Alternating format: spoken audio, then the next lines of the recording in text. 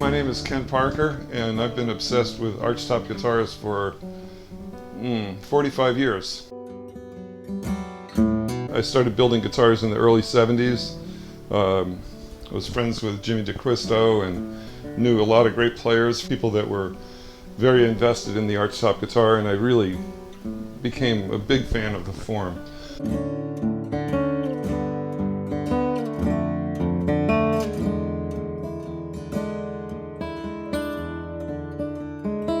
I think a properly constructed Archtop guitar can be thought of as the most versatile of all guitars. Its tonal capacities and power are capable of serving almost any kind of style of guitar playing.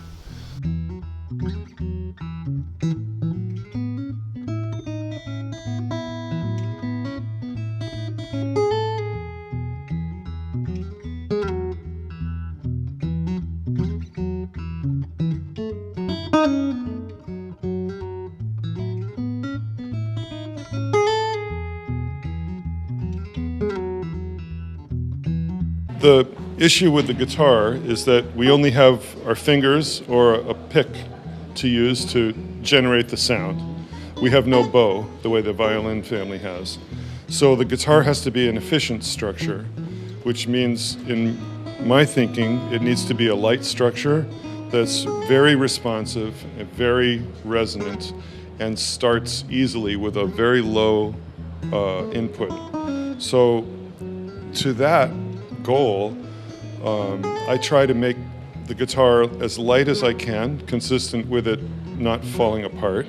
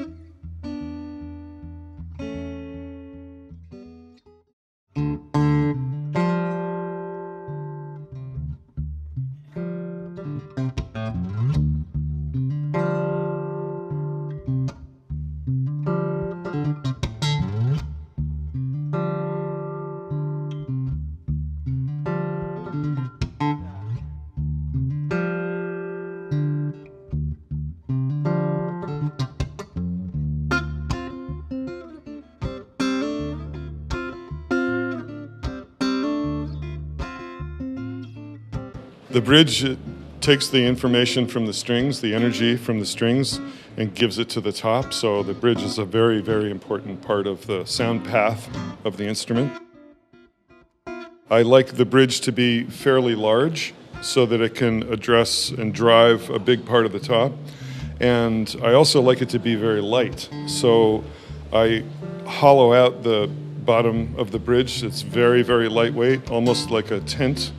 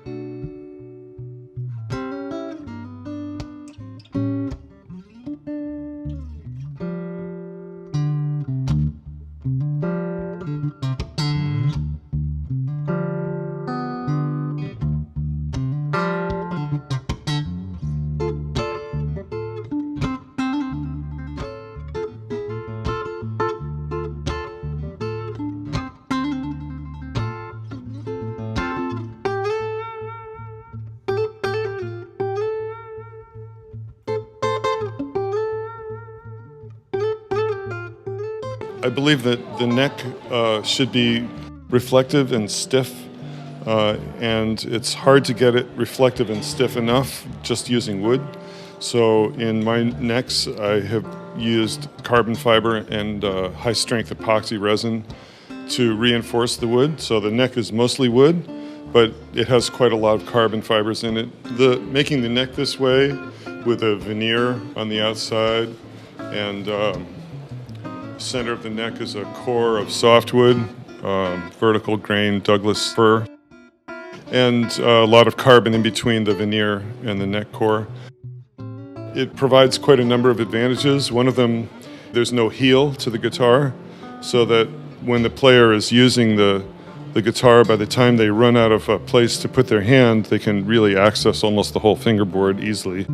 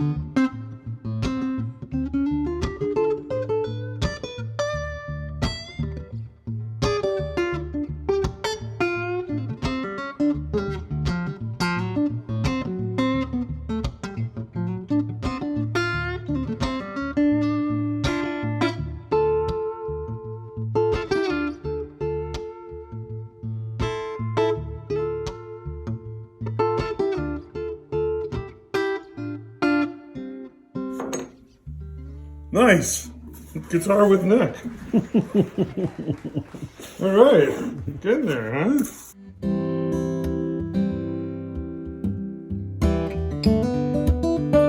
In the early 70s, as I first built guitars on my own, it became clear that I needed both instruction and better tools. I reached out to some friendly violin makers who welcomed my questions and showed off a whole series of special tools. Each one of them was designed and perfected to do one specific step in the violin making process. They seemed like magical objects to me. All at once, I knew that I had to study the craft of tool making, and off I went to get my training. Becoming a toolmaker opened so many doors in my work life, giving me the ability to manipulate wood, metals, and plastics in new ways, with more control and better precision. I felt free to improvise and took on lots of fun projects from interesting musicians. A harp with a vibrato bar, a drum, an electric cello, a violin with two necks, crazy double drumsticks. But my first and my true love is the acoustic Archtop guitar. The acoustic Archtop has gotten a bad rap, but I believe it's an untapped design whose time has yet to come. I'm still fascinated by the challenge of combining wood and a few extra ingredients to make an exceptional tool for musicians. In this series, I'll show you how I create an instrument and try to explain the thinking and the discoveries that have led me to my current designs. I'll explore my methods in detail and will try to answer your questions along the way. I confess that I'm concerned that some of the traditional methods of work that have been so important to me are endangered. I hope to show how something complex and demanding is created by the performance of many simple steps, and how the accomplishment of craftsmanship is its own reward.